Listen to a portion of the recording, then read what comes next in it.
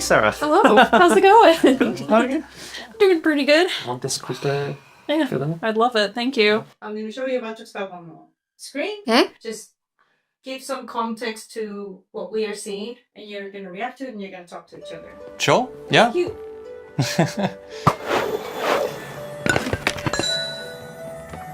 Oh my god, this is from another update.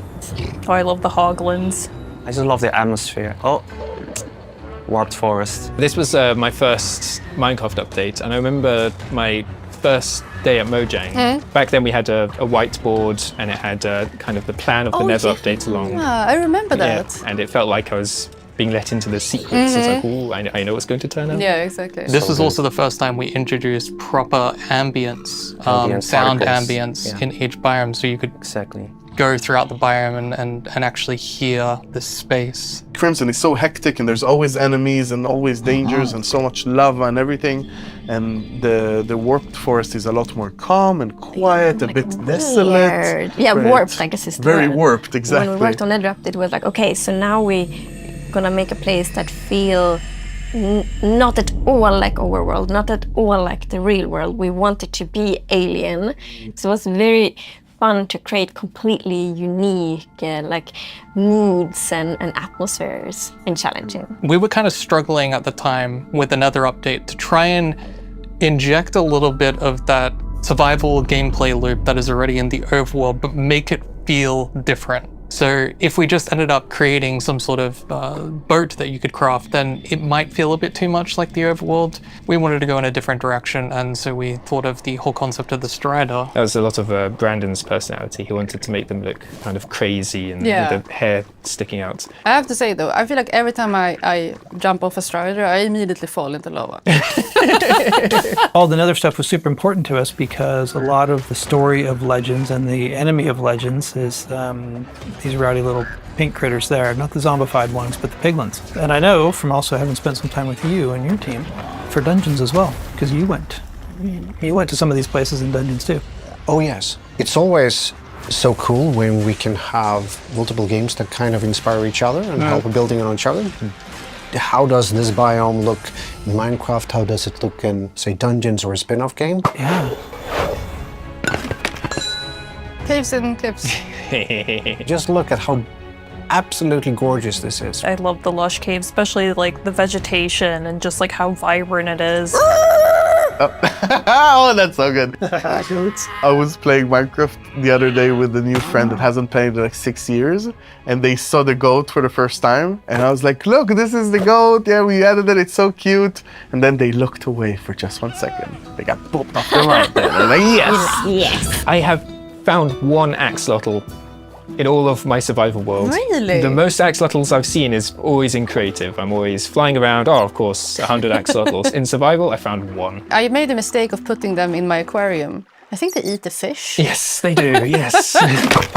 Hello, I'm Agnes, and today Henrik and myself will talk a bit about the Caves and Clips update and why we have split it into 2 releases. Yeah, I mean, this is, of course, when we made the decision to split the Caves and Clips update, and I mean, it was an interesting time for many different reasons. This was a rough time in general. It was during the pandemic, right? We were all in a weird place. We got the information, okay, everyone should work from home, but it's just going to be 2 weeks.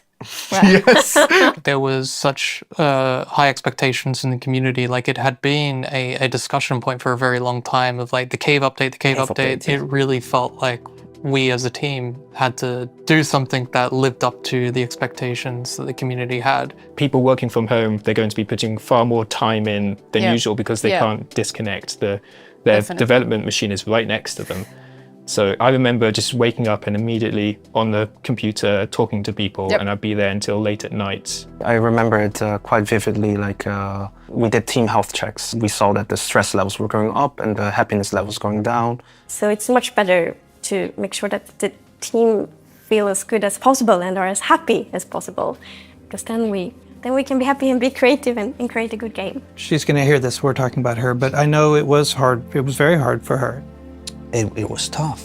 And, The feeling of letting the community down.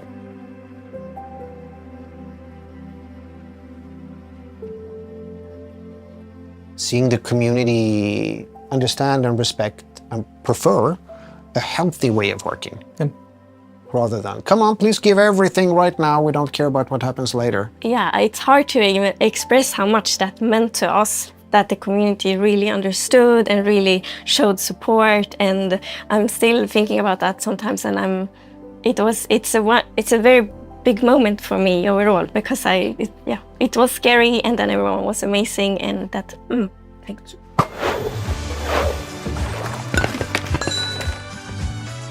It's the Wild update. Wild update. And this is the first time that we really started to get proper animations. You worked on the frog animation.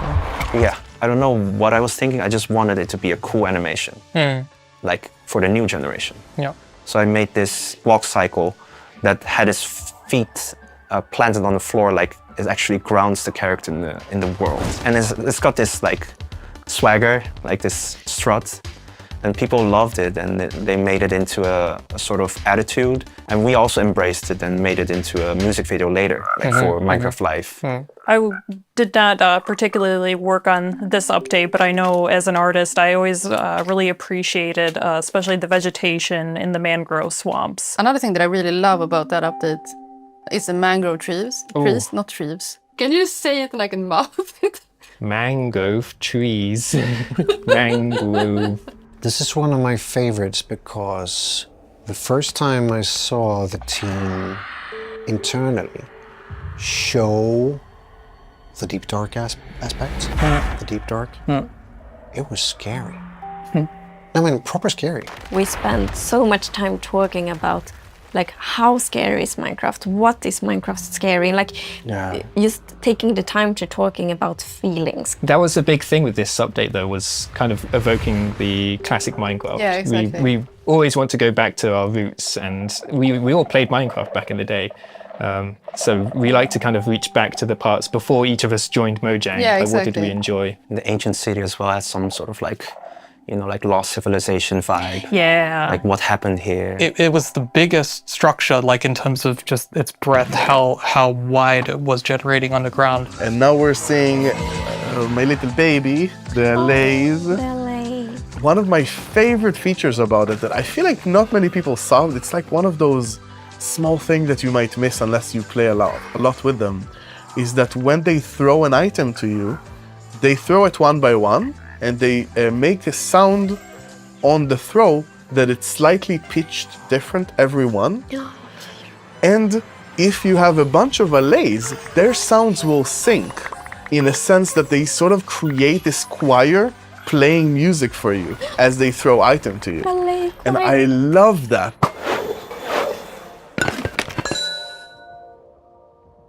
Default player skins. To me, that's a big thing in Minecraft, that we finally added a more diverse pool of skins, basically. Being able to identify yourself with how you look in the game is important. It's meaningful. Yeah, I really like the red thread metaphor here of carrying the torch, basically, right? It's been Steve and Alex carrying the torch for so long, and now we have new friends helping to carry the torch. It's showing what Minecraft stands for in this, you know, a better world where you communicate and collaborate with many different people, and they all look different and they identify differently. And then at the end, you see something beautiful that is being created by everyone. I cried when I saw this for the first time. Oh.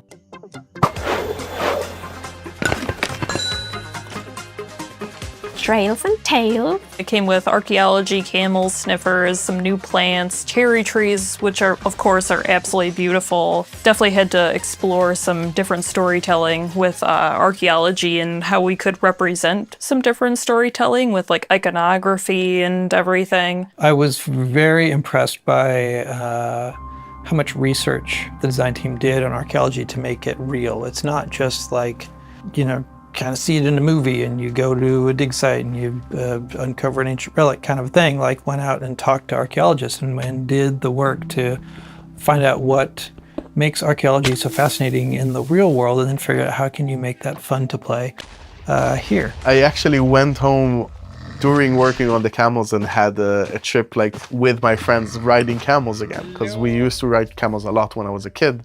and doing it again and sort of getting reminded of all their fun sounds and fun weird ways of movement and stuff like that we really try to bring in that feel of riding a camel into the game. With the sniffer cheese animation work and everything is just amazing. It's really cool seeing the sniffer in action and seeing it dig and seeing its ears like flop around and everything. It's a very charming mob. I heard the sniffer was difficult because it was so big. It is huge, but luckily it's a sort of slow kind of like lumbering, is that the word? Yeah, lumbering.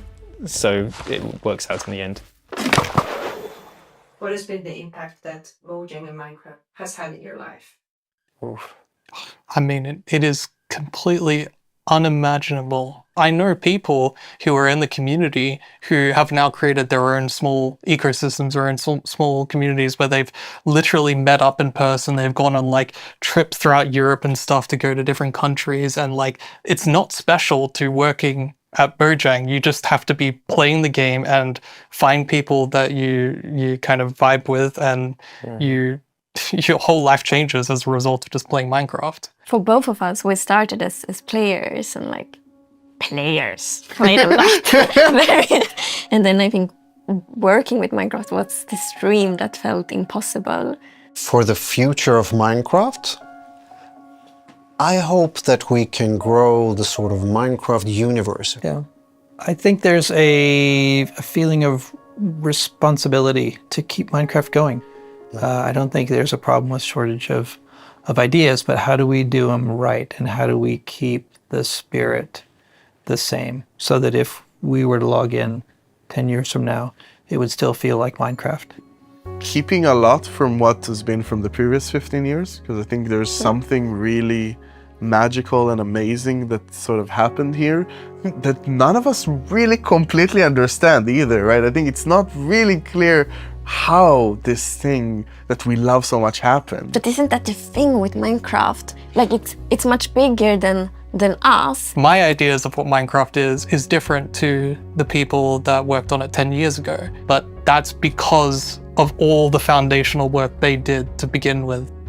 There are going to be new people who continue to come in and essentially adopt this game, adopt this experience. And I want to make sure that we treat it well, and that we have sort of this passing the torch moment where what we've done prior is enough that they can continue to carry on that torch with the same passion, with the same feeling of what Minecraft is, but it has to evolve. I think it was Dinnerbone who said, you know, we want Minecraft to be here for 100 years. It's going to be the first 100-year franchise. Just aging like a fine wine.